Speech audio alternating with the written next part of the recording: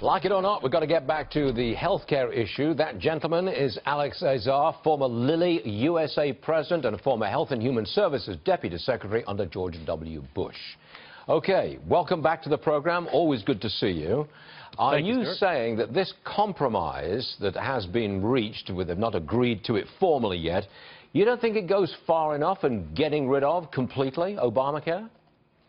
No, I think it does a great deal to Obamacare. I mean, it's the largest structural reform to an entitlement program in our history with the Medicaid changes, and a second largest structural reform with the changes to the Obamacare individual market subsidies.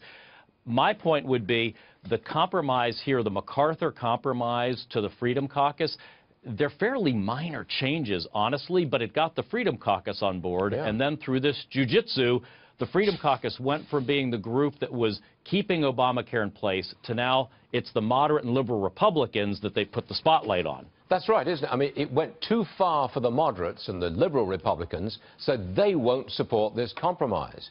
You know, it makes the Republican Party look like it's just not prepared to govern. That's what it looks like.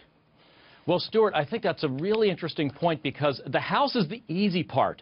The House Republican caucus is the one that really ought to be voting for whatever the party has come up with usually, and I think the Republican leadership took their members for granted and didn't build enough of a case here.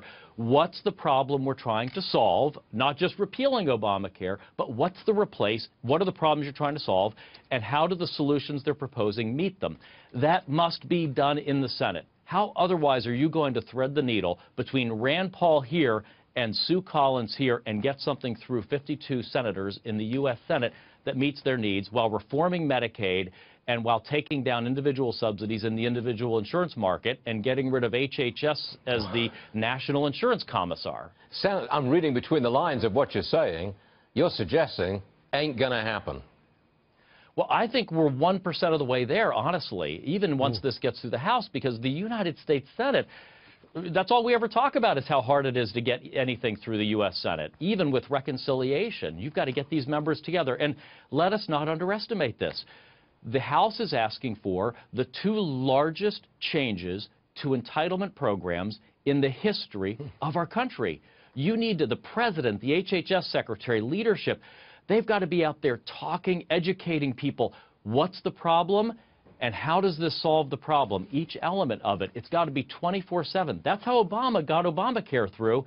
This isn't just, you don't take this for granted. This has got to be a full court press if you want to try to make these changes happen. Clearly, we imposed an arbitrary deadline the first 100 days, which was wildly unrealistic. You can't drain the swamp, you can't do big things in just 100 days. I think that's what we're finding out at this moment. Do you think we'll get anything on health care this year? Honest answer. Stuart, I think we have to. I mean, Republican voters vote. No, I said, do you think we will? I think we will. I think we will because we have to, because they know that in 2018 it would be viewed as such a betrayal of the people who put them in office if in 2018 Obamacare remains unchanged. Okay. Alex Azar, you spell things out very clearly, and we like that. Clarity is what we're all about. Alex, thanks very much for being with us. Appreciate it, sir. Thank you, Stuart.